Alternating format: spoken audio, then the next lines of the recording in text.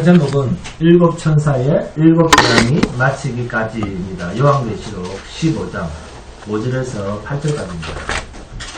오늘 말씀의 제목은 일곱 천사의 일곱 재앙이 마치기까지, 요한계시록 15장 5절에서 8절까지입니다. 자, 찾았습니까? 함께 봉독하도록 하겠습니다. 시작. 또 이 일 후에 내가 본 하늘의 증거 장막의 성전이 열리며 일곱 재앙을 가진 일곱 천사가 성전으로부터 나와 맑고 빛난 세마포 옷을 입고 가슴에 금띠를 띠고 네 생물 중에 하나가 영원토록 살아계신 하나님의 진노를 가득히 담은 금대접 일곱을 그 일곱 천사들에게 주니 하나님의 영광과 능력으로 말미암아 성전의 연기가 가득 차네. 일곱 천사의 일곱 재앙이 마치기까지는 성전에 능히 들어갈 자가 없더라. 아멘.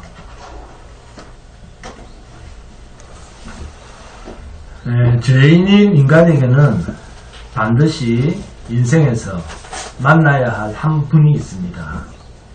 이분을 만나지 않으면 영원한 불못, 지옥에 들어가야 됩니다. 다른 길이 없습니다. 왜요? 천국은 그분이 왕이신 나라이기 때문에 그렇습니다. 그분을 만나야 성경이 말하는 영원한 영생의 나라로 들어갈 수 있습니다. 그래서 요한복음 14장 6절에 예수께서 이르시되 내가 곧 길이요 진리요 생명이니 나로 말미암지 않고는 아버지께로 올 자가 없느니라. 그런데 이 길을, 이 생명의 길을 자기가 찾아가려고 한단 말이에요. 이상한 기독교인들이 너무 많습니다. 자기가 길을 내서 천국에 들어가려고 하는 무당 같은 구두자들이 너무 많습니다. 그런데 그 길이 겉으로 나타나는 모습을 보면 우리보다 종교심이 부러울 정도로 탁월하다는 거예요. 그런데 성경은 그걸 두고 미혹이라고 합니다. 너무너무 비슷한데 하나님이 제시한 진리와는 정반대에 있는 것, 이 말입니다. 천국은 피조물 인간의 노력으로 좌지우지할 수 있는 나라가 아닙니다. 그러므로 죄인인 인간은 그의 나라 앞에서는 한 사람도 빠짐없이 불못으로 들어갈 수밖에 없는 운명에 처해져 있는 자들입니다. 이러한 자들 가운데 하나님께서 가로막아서 생명의 구주를 만나게 하시면 완전하게 인생이 다른 길로 가게 됩니다. 이것을 다른 말로 은혜라, 믿음이라 그럽니다. 그래서 믿음과 하나님의 은혜는 인간 편에서 갚을 수가 없습니다. 그래서 세상 것으로는 살 수 없다. 인간 편에서는 갚을 수 없다. 라는 성격을 선포하는 의미에서 하나님의 은혜를 뭐라 그런다? 선물이라. 믿음을 선물이라.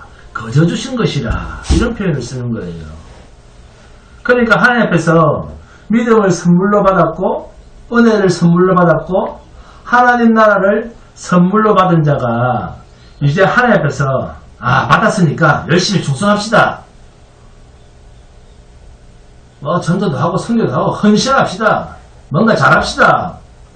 이러한 소리를 듣거든 종교 장사꾼이구나, 종교 사업가구나, 종교 놀이를 하는구나 하고 생각하시면 됩니다. 왜? 갚을 수 없는데 그것으로 자꾸 갚으라거든요. 하나님 나라의 것, 하나님께서 주신 것은 인간 편에서는 갚아낼 수 있는 길이 없는 것이기 때문에 그저 선물로 주셨는데 선물 받은 그것을 자꾸 갚아란단 말이에요. 그래서 성도는 항복하고 사는 겁니다.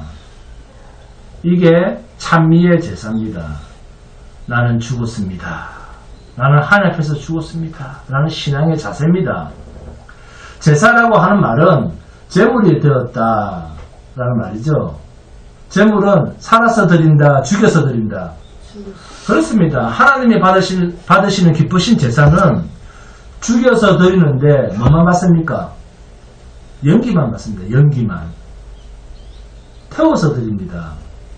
그래서 찬미의 제사라고 하는 말은 나는 죽고 그리스도만 살았습니다. 내 안에 계신 예수만 살았습니다. 이 말입니다. 절대로 자기의 의지로 하나님 앞에서 거룩한 행사로 잘할 수 있다라고 나아가는 자는 하나님께서 주신 은혜의 선물을 모독하는 행위입니다. 본문 5절입니다. 하게 공부합니다. 시작. 또 이 후에 내가 보니 하늘의 정거장막의 성전이 열리며 하면 정거장막의 성전 참 복잡하죠. 정거장막 또는 장막 이렇게 말해도 되는데 정거장막의 성전 이렇게 말이 좀 깁니다. 이게 다 어디에 있는 표현들입니까? 구약입니다. 본문 6절, 7절 함께 봉독합니다. 시작. 7 재앙을 가진 7 천사가 성전으로부터 나와 맑고 빛난 세마포 옷을 입고 가슴에 금띠를 띠고 내 생물 중에 하나가 영원토록 살아계신 하나님의 진노를 가득히 담은 금대접 7을 그 7 천사들에게 주니 하면 전부 구약에 있는 이야기들입니다. 그런데 천사들이 입은 옷차림새가 어떻습니까? 맑고 빛난 세마포 옷을 입고 가슴에 금띠를 띠고 라고 되어 있습니다. 구약 제사장들이 입는 복장입니다. 성전에서 제사장들이 이러한 진노의 대접을 희생의 제물을 칼질해서 죽여서 불에 얹어서 태우는 이런 극단적 심판을 수행하는 이 일이 누구를 상징하는 일입니까? 예수 그리스도를 희생의 제물로 하나님 앞에서 진노의 대상으로 삼고 그를 죽이고 태워서 하나님께 올려드리는 사역을 구약에서 누가 합니까? 제사장들이 하는 사역 아닙니까? 그런데 이렇게 성경을 보지 못하니까 예수 그리스도의 희생을 세상 심판으로 보는 거예요. 자, 생각을 해보세요. 천사가 세상 심판을 하는데 그런 제사장 복장을 하고 세상을 심판합니까? 그럴 이유가 뭐가 있습니까?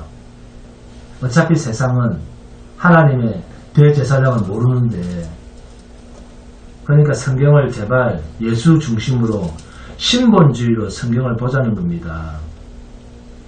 본문을 어린 양이신 주님이 받으실 진노로 보지 못하면 어린 양의 노래, 모세의 노래는 허공에 뜬 뿌리도 없는 노래가 됩니다. 우리의 속죄의 찬양은 어린 양 대신 예수 그리스도의 이런 심각하고 극단적 진노의 잔을 마신 그 은혜를 찬미하는 노래이기 때문에 본문을 인본주의로 읽고 세상 심판이다 이렇게 가볍게 생각할 본문이 아니라는 것입니다. 제사장 복장을 하고 있는 이 천사들은 철저하게 하나님을 수종드는 천사들입니다.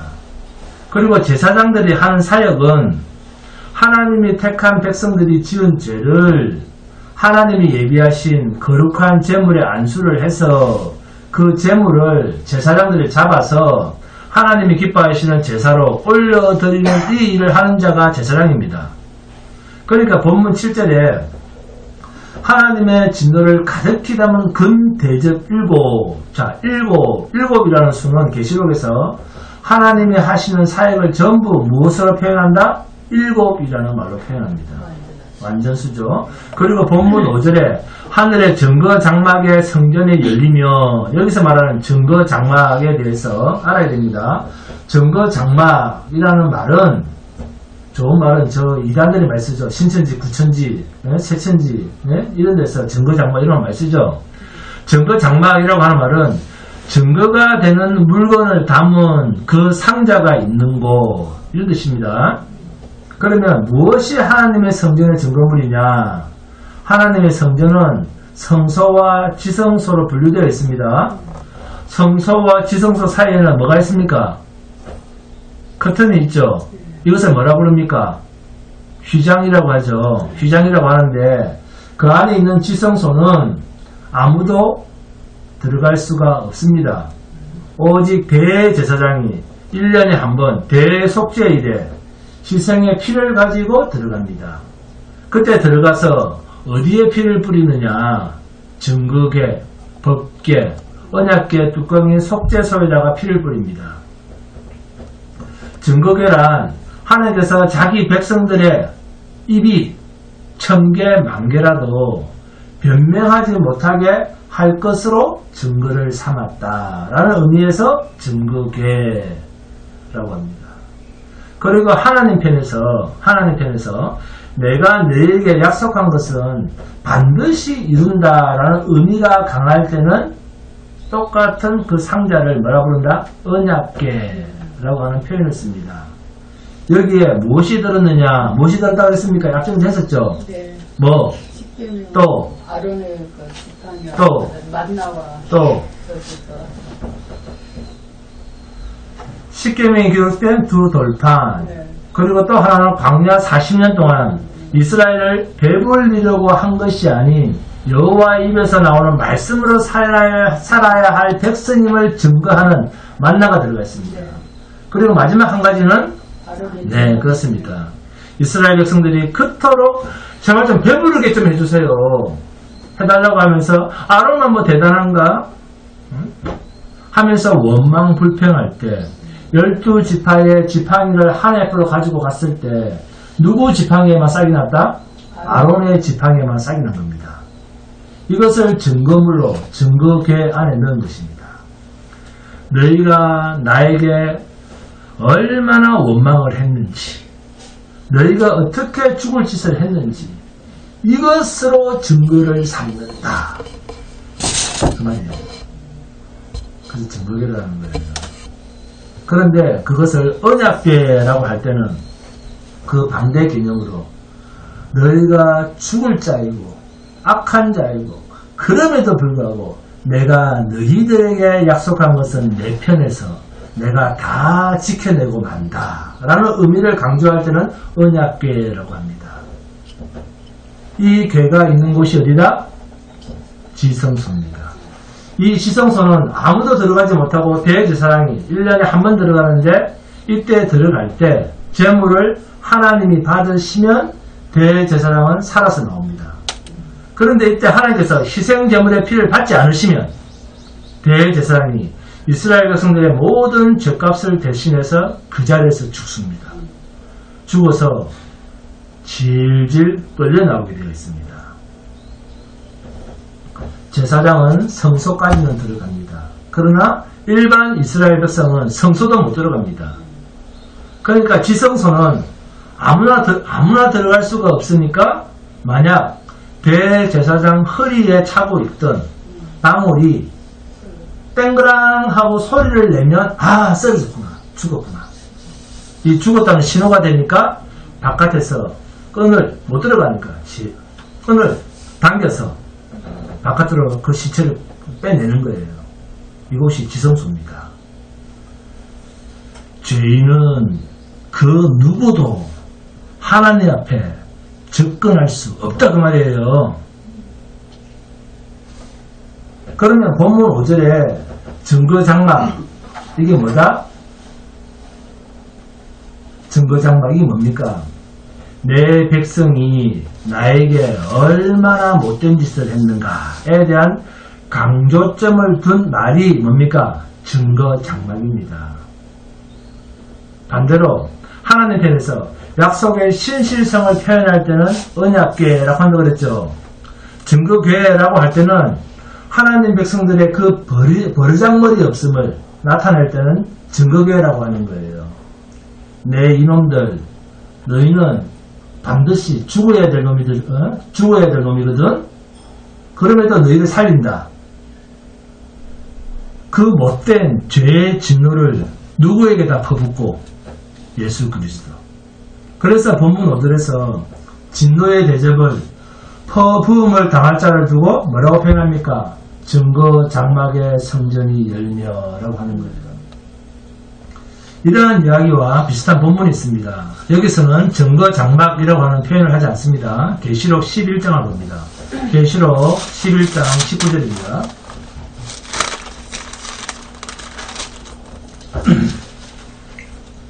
계시록 11장 19절 함께 공독합니다. 시작. 예, 이에 하늘에 있는 하나님의 성전이 열리니 성전 안에 하나님의 언약궤가 보이며 또 번개와 음성들과 우레와 지진과 큰 우박이 있더라. 아멘. 여기에 언약궤라고 하는 말은 어디에 강조점이 있습니까? 하나님의 신실하신 약속의 성취입니다. 확인합니다. 계시록 12장 1절 2절 그리고 5절입니다. 함께 공독합니다. 계시록 12장 1절 2절 그리고 5절 시작. 하늘에 큰 이적이 보이니 해를 옷 입은 한 여자가 있는데 그 발 아래에는 달이 있고 그 머리에는 12결의 관을 썼더라. 이 여자가 아이를 베어 해산하게 되며 아파서 애를 쓰며 부르짖더라. 여자가 아들을 낳으니 이는 장차 철장으로 만국을 다스릴 남자라. 그 아이를 하나님 앞과 그 보좌 앞으로 올려가더라. 자, 누구를 이야기합니까? 언약의 성취자이신 예수 그리스도를 이야기할 때는 성경은 어떤 말을 하고 있다? 언약궤라고 하는 말을 한다. 이 증거장막 성전에는 증거궤가 있는데 이곳은 과연 어떤 곳인가? 사도행전 7장 44절을 보시면 스데반 집사의 설교에서 광야에서 우리 조상들에게 증거의 장막이 있었으니 이것은 모세에게 말씀하신 이가 명하사 그가 본 그 양식대로 만들게 하신 것이라. 시내산에서 하나님께서 모세에게 보여주신 대로 모세가 만든 모형이 증거 장막이다 그 말입니다. 이것을 히브리서 8장 5절을 보시면 그들이 섬기는 것은 하늘에 있는 것의 모형과 그림자라. 모세가 장막을 지으려 할 때에 지시하심을 얻은가 같으니 이르시되 산과 모든 것을 산에서 내게 보이던 본을 따라 지으라 하셨느니라. 모세가 광야에서 40년 동안 이스라엘 백성과 함께했던 불기둥과 구름기둥으로 보호를 받았던 그 하나님의 성막의 실체는 원래 어디에 있는 것이었다? 하늘에 있는 것이었다. 그걸 보고 뺏겨서 만든 거예요. 그러면 어떤 모양으로 하늘에 있는데 이것을 요한복음 2장 19절 21절에서 예수께서 대답하여 이르시되 너희가 이 성전을 헐라 내가 사흘 동안에 일으키리라.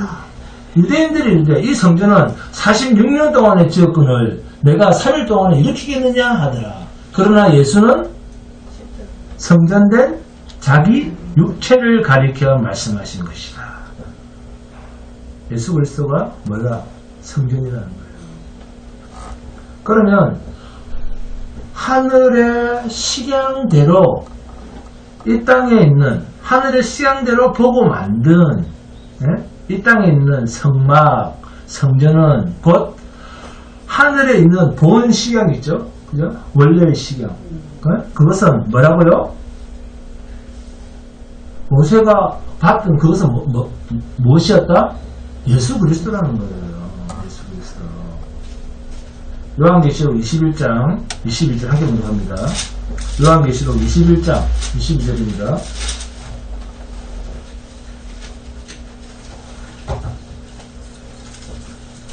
요한계시록 21장 22절 함께 공부합니다. 시작. 성 안에서 내가 성전을 보지 못하였으니 이는 주 하나님 곧 전능하신 이와 및 어린 양이 그 성전이시니라. 아멘. 성전이 뭐라고요? 예수 그리스도입니다. 예수 그리스도. 새 예루살렘이 하늘에서 내려왔는데 그 안에는 건물로서 우리는 뭐를 교회라고 합니까? 눈에 보이는 건물, 십자가만 있으면 교회 다녀왔습니다. 그러잖아요. 네? 건물로서 실체로서의 성전은 없고 전능하신 하나님과 어린 양이 성전의 실체였다는 거예요. 그래서 하늘의 정거장막의 성전이 열리며 거기서 천사가 나온다는 말은 결국 예수 그리스도로부터 보냄을 받았다라는 뜻입니다. 아멘? 아멘. 사도 요한이 성전의 원형을 받다는 것입니다. 보니까 전능하신 하나님과 그 어린 양이 성전이시더라 하는 것이죠. 그러니까 하늘에서 제사장 복장을 한 천사들을 내보냈다고 하는 말은 하늘에 어떤 실체로서의 건물이 있다. 맞다 틀리다? 아닙니다. 아시겠습니까? 하늘에 어떤 실체로서의 건물이 있다는 말이 아니라 전부 다 하나님의 언약 속에 있는 실체, 하나님 자신과 언약의 완성자이신 예수 그리스도를 구약의 표현으로 요한계시록에서 표현했다. 그 뜻입니다. 본문 6절 7절 자 함께 봉독합니다. 본문 6절 7절입니다. 시작. 일곱 재앙을 가진 일곱 천사가 성전으로부터 나와 맑고 빛난 세마포 옷을 입고 가슴에 금띠를 띠고 내 생물 중에 하나가 영원토록 살아계신 하나님의 진노를 가득히 담은 금대접 일곱을 그 일곱 천사들에게 주니 하면 하나님으로부터 구원을 받은 이스라엘 백성들 홍해 바다를 육지처럼 건넌 후 뒤를 돌아보니까 자신들을 바로 지척에서 따라왔던 애굽의 그 날쌘 군대들이 모두 물에 수장이 되어서 그 시체들이 둥둥 떠다니는 거예요. 그런데 우리는 이것만 생각을 하니까 우리는 구원받고 애굽의 군대 그 세상은 다 죽었어. 다 망했어. 이런 식으로 쉽게 접근을 합니다. 그런데 본문 6절 7절은 제사장 복장을 한 천사들이 본문 7절에 하나님의 진노를 가득히 담은 금 대접 일곱을 그 일곱 천사들에게 주니라고 되어 있죠. 이들을 애굽에서 세상 임금 바로 왕이 어떻게 보내줬습니까? 이스라엘 백성을 바로 왕이 어떻게 보냈습니까? 10가지 재앙을 내려도 꼼짝도 안 하다가 애굽의 모든 장자, 짐승들의 수컷, 처음 난 것까지 다 죽으니까 애굽은 이제 대를 이을 수 없을 정도로 낭조가 들었구나 하는 것을 장자의 죽음을 통해서 안 거예요. 아차! 이 나라가 잘못 판단하면 쫄딱 망하겠구나. 안 되겠다. 너희들 빨리 나가! 그러면서 항복을 한 겁니다. 그러나 이스라엘 백성에게 이 장자의 죽음은 어린 양 희생의 피가 문설주에 발린 집만 죽음의 사자가 지나가고 어린 양의 피가 발리지 않은 집은 모조리 장자가 다 죽어나갔다. 이것을 유월절이라고 합니다. 이것이 어린 양의 희생의 권능으로 이루어진 구원의 예표입니다. 그리고 이게 본문의 사건입니다. 그러므로 이 구원과 심판이 계시록 15장 1절에서 4절에 있는 구원받은 성도들의 어린 양에 대한 찬송이 모세의 노래가 누구의 심판과 동시적으로 일어난 구원의 열매입니까? 택하신 당신의 백성들에 대한 심판과 동시에 일어난 구원입니다. 하나님의 공의의 충족이죠. 하나님은 공의로우신 분입니다. 그래서 자기 백성들의 죄를 용서하실 때도 반드시 대가를 치루어내야만 되는 분입니다. 그것을 공의라고 합니다. 공의. 여러분, 인간이라고 하는 존재를 우습게 여기시면 안 됩니다. 창세기 2장 7절에 여호와 하나님이 이 땅의 흙으로 여호와 하나님이 땅의 흙으로 사람을 지으시고 생기를 그 코에 불어 넣으시니 사람이 뭐가 되니라? 생명이 됩니다. 아이고, 안군절씨 박수 한번 치드려야 돼요.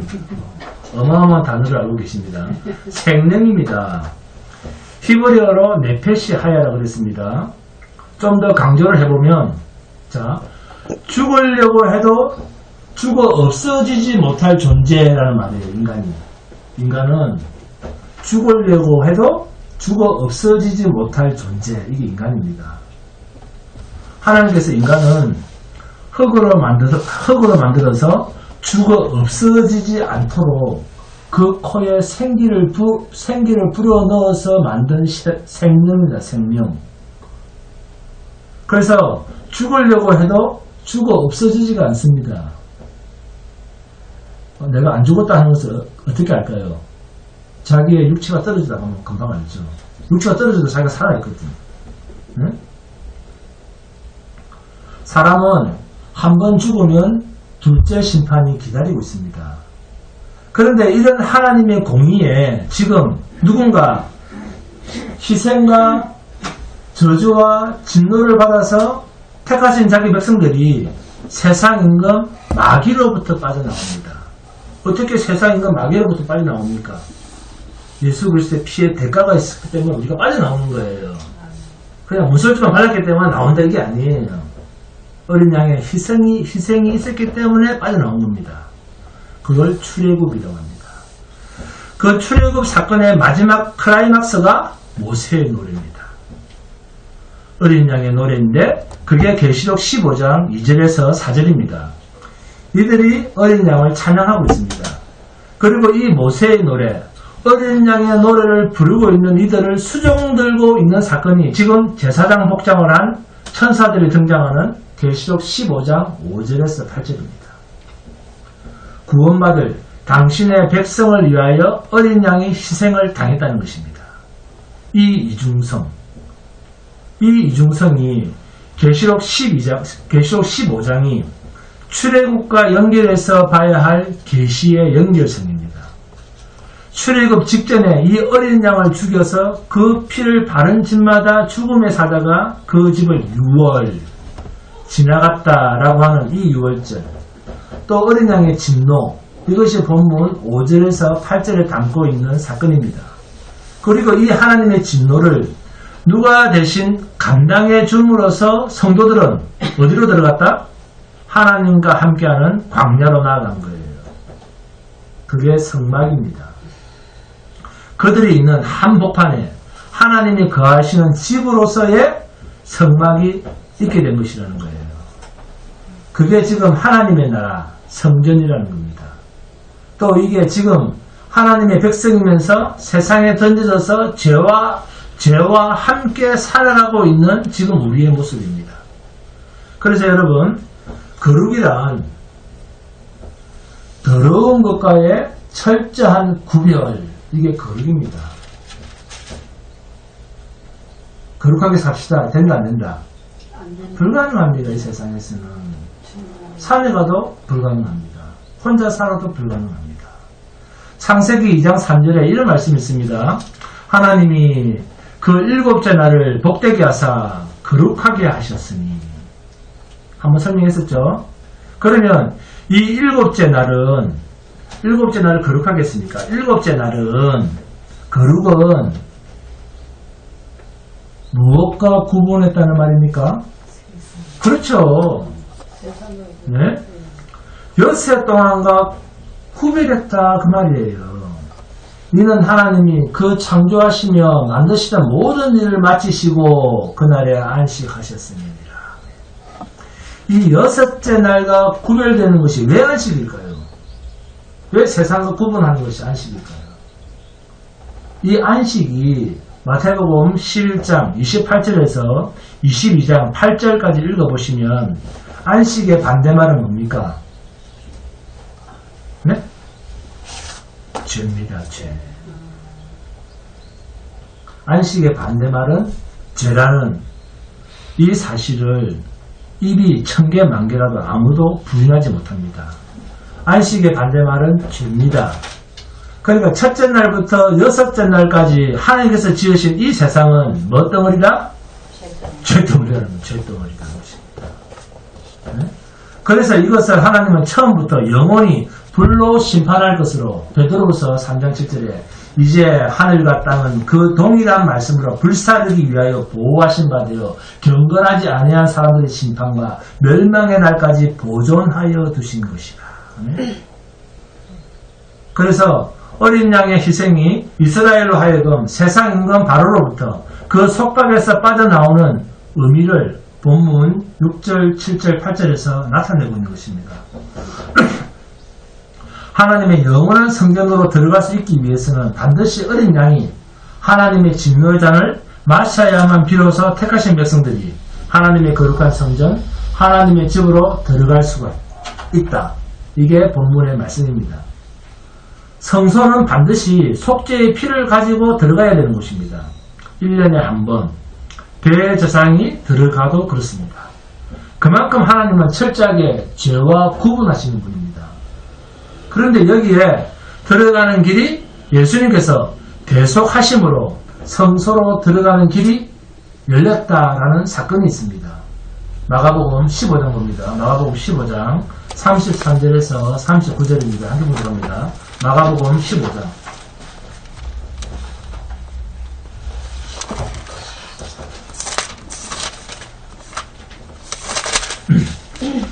마가복음 15장 33절에서 39절 함께 공부합니다. 시작. 제6시가 되매 온 땅에 어둠이 임하여 제9시까지 계속하더니 제9시에 예수께서 크게 소리 지르시되 엘리 엘리 라마 사박다니 하시니 이를 번역하면 나의 하나님 어찌하여 나를 버리셨나이까 하는 듯이라. 곁에 섰던 자 중 어떤 이들이 듣고 이르되 보라 엘리야를 부른다 하고 한 사람이 달려가서 해면에 신 포도주를 적시어 갈대에 끼어 마시게 하고 이르되 가만두라 엘리야가 와서 그를 내려주나 보자 하더라. 예수께서 큰 소리를 지르시고 숨지시니라. 이에 성소 휘장이 위로부터 아래까지 찢어져 둘이 되니라. 예수를 향하여 섰던 백부장이 그렇게 숨지심을 보고 이르되 이 사람은 진실로 하나님의 아들이었도다 하더라. 그리고 누가복음 23장 44절 45절을 보시면 때가 제60점 되어 해가 빛을 잃고 온 땅에 어둠이 임하여 제9시까지 계속하며 성소의 휘장이 한가운데 찢어지더라. 해가 빛을 잃고 온 땅에 어둠이 임했다. 자, 이게 무슨 뜻인지 아십니까? 해가 빛을 잃고 온 땅에 어둠이 임했다. 아모스 8장 9절 10절에 이 말씀이 있습니다. 주 여호와의 말씀입니다. 그날에 내가 해를 대낮에 지게 하여 백주에 땅을 캄캄하게 하며 너희 절기를 애통으로 너희 모든 노래를 애곡으로 변하게 하며 모든 사람에게 굵은 배로 허리를 동이게 하며 모든 머리를 대머리가 되게 하며 독자의 죽음으로 말미암아 애통하듯 하게 하며 결국은 공고한 날과 같게 하리라. 아모스 선지자는 북쪽 이스라엘을 위해서 활동한 선지자입니다. 이 사건은 북이스라엘이 하나님께서 범죄함으로 인해서 이제 그 나라의 운명이 반드시 종말을 구할 것에 대해서 하신 말씀입니다. 그런데 이때 아모스에게 보여준 사건 하나가 있는데 광주리에 여름 실과를 담아서 한 광주리를 보여줍니다. 그때 내가 무엇을 보느냐 하고 아모스 선지자에게 물었습니다. 그때 여름 실과를 봅니다 라고 대답을 했습니다. 그런데 그 여름 실과라고는 이 단어의 뜻이 세상 끝이라고 하는 히브리어 단어랑 소리가 같답니다. 그러므로 이 나라의 운명이 끝 다 됐다라는 의미로 여름 실과의 이상을 보여준 거예요. 그러면 하나님께서 아모스 선지자에게 이스라엘의 종말을 이야기할 때 이스라엘의 상황이 어땠냐? 특히 이스라엘의 종교 지도자들이 타락이 크게 다했습니다.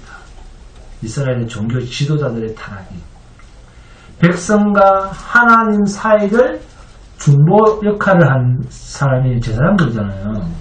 백성과 하나님 사이를 중보 역할을 하는 그 종교 지도자들이 어느 정도로 타락을 했느냐. 아모스 8장 4절에서 7절을 보시면 가난한 자를 삼키며 땅에 힘없는 자를 망하게 하려는 자들아 이 말을 들으라. 너희가 이르기를 월삭이 언제 지나서 우리가 곡식을 팔며 이런 말 나와요. 월삭 매월 초 하루입니다. 이때 백성들이 하나님의 이름으로 갖다 바친 곡식을 내다 팔 생각밖에 안 하는 거예요. 네? 자, 종교 지도자입니까? 종교 장사꾼입니까? 어느 시대의 모습입니까? 오늘도 똑같잖아요. 네? 안식일이 언제 지나서 우리가 밀을 내게 할고 에바를 작게 하고 세계를 크게 하여 거짓 저울로 속이며 은으로 힘없는 자를 사며 신 한 컬레로 가난한 자를 사며 찌꺼기 밀을 팔자 하는도다. 여호와께서 야곱의 영광을 두고 맹세하시되 내가 그들의 모든 행위를 절대로 잊지 아니하리라 하셨나니. 아멘. 이런 죄악으로 인하여 하나님은 아모스 선지자에게 이스라엘의 종말을 고하게 합니다. 아모스 8장 8절 9절입니다.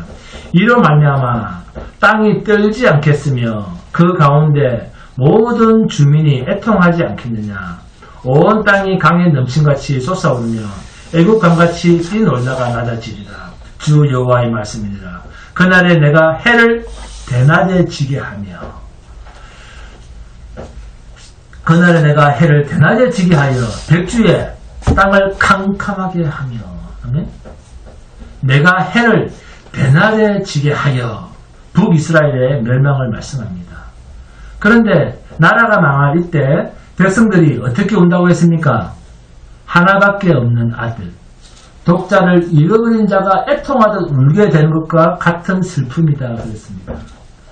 그런데 이렇게 통곡하는 때가 언제라? 너희가 이렇게 통곡하게 될 날이 올 것이다. 그날이 언제라? 절기라 하면서 절기라. 네? 절기. 가장 기뻐하는 절기. 우리로 말하면 설날. 네? 아모스 8장 9절과 10절에 주 여호와의 말씀이더라. 그날에 내가 해를 대낮에 지게 하여 백주에 땅을 캄캄하게 하며 너희 절기를 애통으로 너희 모든 노래를 애곡으로 변하게 하며 모든 사람에게 굵은 배로 허리를 동이게 하며 모든 머리를 대머리가 되게 하며 독자의 죽음으로 말미암아 애통하듯 하게 하며 결국은 공고한 날과 같게 하리라. 절기는 이스라엘의 기쁨의 날입니다. 즐거움의 날이요 잔치의 날입니다.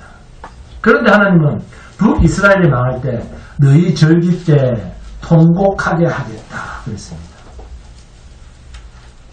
주님이 죽으시는 날이 이스라엘의 어느 때 무슨 절기였습니까? 예수님이 죽으실 때 무슨 절기였어요? 6월절 절기였습니다. 6월절 절기예요. 생각이 안 나요. 6월절 맞다. 그러니까 북이스라엘이 망할 때나 남유다가 멸망을 당하게 될 그런 사건을 설명할 때는 항상 하나님의 약속의 성취를 하나님께서 담고 말씀하신다 그 말입니다. 누구의 희생? 어린 양 예수 그리스도의 희생으로 너희가 이렇게 망할 짓을 해도 내가 구원해낼 수밖에 없구나 라고 하는 증거 장막이 아닌 언약궤의 모습으로 하나님은 항상 이중적 모습으로 당신의 언약을 담고 있다 그 말씀입니다. 북이스라엘이나 남유다나 단 한 차례도 하나님께서 잘한 적이 없습니다. 이스라엘은 그렇게 하나님을 섬기는 나라라고 하면서도 한 차례도 하나님께서 잘한 적이 없어요. 가장 잘했다고 하는 칭찬받았던 누굽니까? 내 마음에 합당한 자 다윗. 그 다윗도 어머니 모태에 잉태되기도 전에 나는 죄인입니다 그랬습니다. 아멘. 그렇지만 택하신 하나님의 백성 속에는 잉태되기도 전에 나는 죄인입니다 라고 고백하는 택하신 하나님의 백성 속에 우리들 속에는 그래도 무엇이 있다? 평생 우리의 일평생 하나님의 언약이 우리 속에 담보되어 있지 않습니까? 할렐루야. 이 자신감으로 살아가라는 거예요. 네? 평생 하나님의 언약이 그들 속에 담보가 되어 있다. 이걸 진짜로 믿고 사는 거예요. 네? 할렐루야. 독자의 죽음으로 말미암아 애통하듯 하게 하며 결국은 공고한 날과 같게 하리라. 이 진노가 나중에 누구에게 다 쏟아집니까? 하나님의 진노가. 독자들 예수 그리스도. 아멘. 이게 구약의 복음입니다. 그리고 마태복음 27장 50절 51절을 보시면 예수께서 다시 크게 소리 지르시고 영원히 떠나시니라. 이에 성소 휘장이 위로부터 아래까지 찢어져 둘이 되고 땅이 진동하며 바위가 터지고 땅이 진동하며 바위가 터지고. 이 말은 무슨 뜻일까요? 이 세상의 근원이 흔들렸다 그 뜻입니다. 창조의 근원 누굽니까? 주 예수 그리스도입니다. 그러면서 누가복음 23장 48절에는 이를 구경하러 모인 무리도 그 된 일을 보고 다 가슴을 치며 돌아가고 그렇습니다. 가슴을 친다. 언제요? 언제 그랬습니까? 6월절. 가슴을 친다라고 하는 말은 뭔 뜻일까요? 아모스 이야기대로 애통한다 그 말이에요. 애통한다. 네? 누가복음 23장 47절에 백부장이 그 된 일을 보고 하나님께 영광을 돌리는데 이 사람은 정령 의인이었도다 하고, 이 사람은 정령 의인이었도다 하고. 그럼 뭡니까? 그 의인이 죽었는데, 자, 의인은 누구였습니까? 예수 그리스도였습니다. 근데 하나밖에 없는 그 의인이 죽었어요. 의인은 없나니? 의인은 없나니? 하나도 없도다 된 거예요. 이렇게. 응? 그러니까 의인이신 주님이 없으면 이 세상은 의인이 있다 없다? 의인이 없다. 네? 의인이 없으면 어떤 꼬라지가 된다? 소돔과 고모라의 멸망입니다. 멸망밖에 남는 게 없는 거예요. 의인이 없는 곳은. 예수 그리스도만이 의인이신데 이분이 이 세상으로부터 죽임을 당하시고 아버지께로 가셨으니 이 세상 운명은 이제 뭐다? 심판밖에 남은 게 없는 거예요. 잘난 척 해도, 예쁜 척 해도, 똑똑한 척 해도 결국에는 뭐밖에 안 남았다? 죽음밖에 남지 않는 거예요. 이것을 신자는 자기의 신앙 속에 담고 살아가는 거예요. 그래서 주 안에 있는 나에게 딴 근심 있으랴. 십자가 앞으로 나아가 내 죄짐을 풀었네. 가장 무거운 게 뭐다? 죄짐입니다. 죄짐. 이 찬송이 정말 기쁨으로 터져 나오는 자가 이 땅에 있는 성도입니다. 성가대에서 이걸 찬양하는 거예요. 네? 의인이신 주 예수 안에만 있으면 의인으로 칭함을 받는 거예요. 성도는. 이것을 신학 용어로 뭐라고 합니까? 칭의라고 합니다. 우리의 행위를 보는 것이 아니라 예수 안에 있는 자를 하나님은 누구를 보고? 나를 보고? 예수를 보고 죄 없다라고 선언해버리시는 것입니다. 나를 안고 있는 주님을 보고 하나님은 나를 용납하신다. 이것을 뭐라 한다? 칭의라고 합니다. 행복한 사람은 아멘. 아멘. 가난한 사람이 행복하지 않습니까? 본문 8절입니다. 하나님의 영광과 능력으로 말미암아 성전에 연기가 가득 차매 일곱 천사의 일곱 재앙이 마치기까지는 성전에 능히 들어갈 자가 없더라. 일곱 천사의 일곱 재앙. 자, 누구의 일입니까? 하나님의 일이 마치기까지는 하나님의 집, 성전에 능히 들어갈 자가 없더라. 아, 하나님의 백성이 아버지 집으로 들어가기 위해서는 누군가가 진노의 대접을 받아야 되는구나. 이 뜻이죠? 할렐루야. 본문은 예수 그리스도가 받을 진노를 해석할 수밖에 없습니다. 성전은 누가 들어갑니까? 성전은 누가 들어갑니까? 택하신 하나님의 자기 백성만. 그런데 이 길은 주님이 대신 하나님의 진노의 잔을 받음으로 말미암아 우리가 들어갈 수 있는 길이 열리게 된 거예요. 휘장이 위에서 아래로 찢어진 거예요. 휘장이 위에서 아래로 찢어진 것이 왜 주님 자신에게 적용이 되는가? 자, 히브리서를 봅니다. 히브리서 10장 19절에서 22절입니다.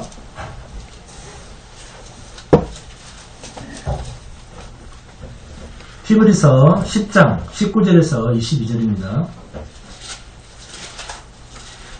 시작. 그러므로 형제들아 우리가 예수의 피를 힘입어 성소에 들어갈 담력을 얻었나니 그 길은 우리를 위하여 휘장 가운데로 열어놓으신 새로운 살 길이요 휘장은 곧 그의 육체니라. 또 하나님의 집 다스리는 큰 제사장이 계시며 우리가 마음의 뿌림을 받아 악한 양심으로부터 벗어나고 몸은 맑은 물로 씻음을 받았으니 참 마음과 온전한 믿음으로 하나님께 나아가자. 네? 휘장이 누구라고요? 예수님 당신님의 몸입니다. 이 주님이 십자가에서 찢어질 때 하나님의 백성들이 하나님께로 직접 나아가는 길이 열려버린 것입니다. 영원한 하나님의 성전으로 들어가게 되는 본문 8절에 일곱 천사의 일곱 재앙이 마치리라. 독생자 아들 예수에게 이 진노의 잔이 쏟아질 때 택하신 백성들은 아버지 집으로 들어가게 되는 길이 열려버렸다 라고 히브리서 기자가 설명하고 있지 않습니까? 죄악의 어두운 깊은 터널에 갇혀있던 세상에서의 유일한 탈출구는 예수 그리스도의 십자가를 통해서만 영원하신 하나님께로 갈 수가 있습니다. 아멘. 이 길 외에는 다른 구원 얻을 길은 없습니다. 위에서 아래로 휘장이 찢어졌습니다. 이제 우리에게는 새롭고 산 길이 열렸습니다. 에베소서 2장입니다. 에베소서 2장 한글 공부합니다. 에베소서 2장 14절에서 22절입니다.